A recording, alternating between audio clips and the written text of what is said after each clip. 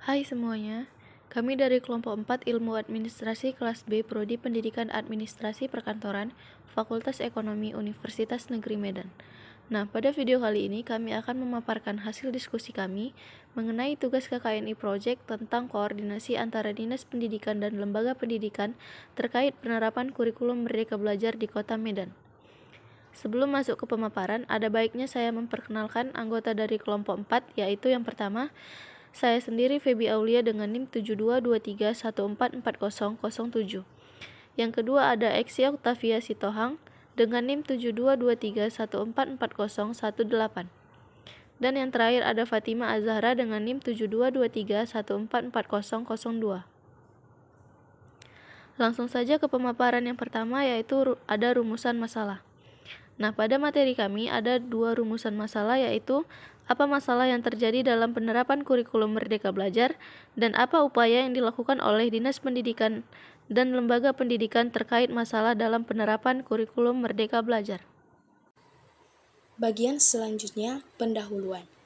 Kurikulum Merdeka Belajar adalah konsep pendidikan di Indonesia yang bertujuan untuk memberikan keleluasaan dan kebebasan kepada pendidik dan peserta didik dalam merancang kurikulum, metode pembelajaran, dan penilaian. Diperkenalkan sebagai bagian dari reformasi pendidikan, inisiatif ini bertujuan meningkatkan relevansi pendidikan dengan kebutuhan peserta didik, masyarakat, dan dunia kerja. Pentingnya kurikulum Merdeka Belajar melibatkan yang pertama fleksibilitas, yaitu memberikan kebebasan kepada sekolah dan guru dalam merancang kurikulum yang sesuai dengan karakteristik lokal dan kebutuhan siswa. Yang kedua, kemandirian siswa, yaitu mendorong siswa untuk aktif dalam proses pembelajaran, mengembangkan potensi dan minat mereka sendiri. Yang ketiga, pendekatan holistik, yaitu menekankan pentingnya pengembangan seluruh aspek kepribadian siswa, termasuk keterampilan, pengetahuan, dan nilai-nilai karakter. Yang keempat, teknologi dan inovasi, yaitu mengintegrasikan teknologi dan inovasi dalam pembelajaran untuk memfasilitasi akses informasi dan meningkatkan efektivitas proses pembelajaran.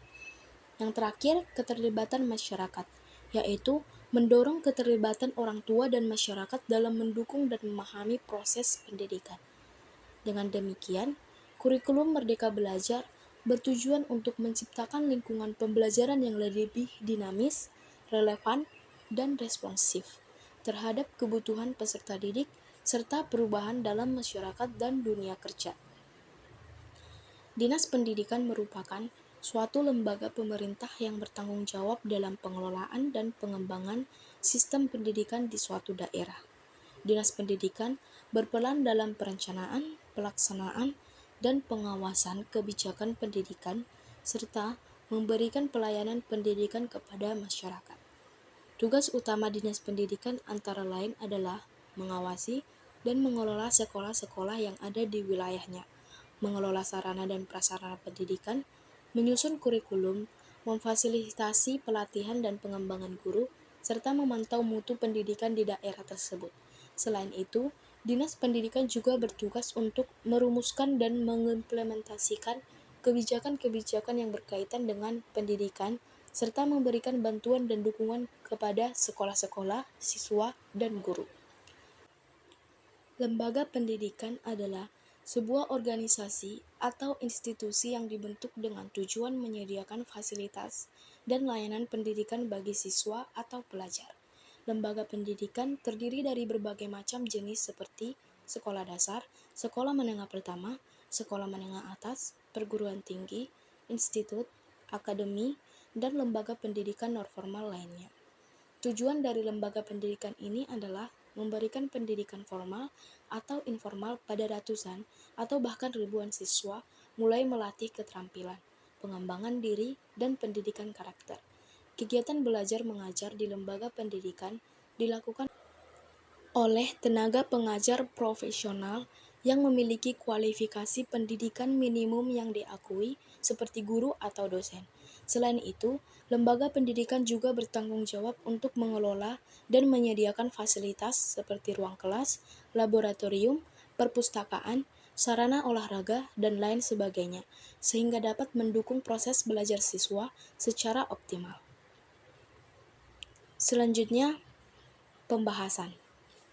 Penerapan kurikulum Merdeka Belajar menghadapi banyak tantangan dan masalah yang berbeda, seperti ketidakseimbangan antara kurikulum yang kurang terintegrasi dengan kurikulum lain, keterbatasan kapasitas tenaga pengajar, kebutuhan peningkatan SDM agar mampu mengimplementasikan kurikulum Merdeka Belajar dengan baik, keterbatasan sarana dan prasarana yang memadai, serta masalah pengawasan dan evaluasi yang masih kurang optimal. Selanjutnya, untuk mengatasi berbagai masalah ini, Dinas Pendidikan dan lembaga pendidikan melakukan berbagai upaya koordinasi antara satu sama lain dalam bentuk berbagai kegiatan. Adapun kegiatan yang dilakukan, seperti pelatihan dan penyuluhan, dengan Dinas Pendidikan memberikan pelatihan dan penyuluhan kepada para tenaga pengajar tentang kurikulum Merdeka Belajar, strategi pembelajaran yang tepat, dan bagaimana cara mengatasi masalah yang muncul. Berikutnya, melakukan pengembangan SDM dengan cara saling berkoordinasi untuk pengembangan SDM agar mampu mengimplementasikan kurikulum Merdeka Belajar.